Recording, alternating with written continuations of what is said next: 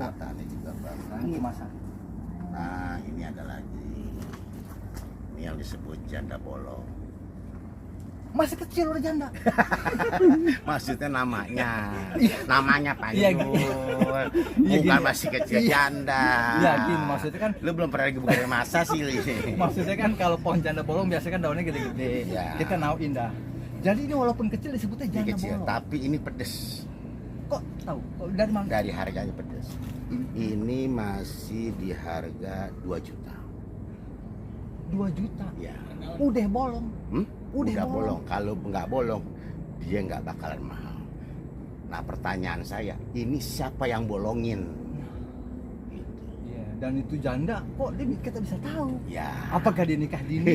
Ya. Jadi ini 2 juta, mohon maaf, ini 2 juta sekecil ini. Dia ini 1 daun. 2 juta 1 daun. 1 daun 2 juta.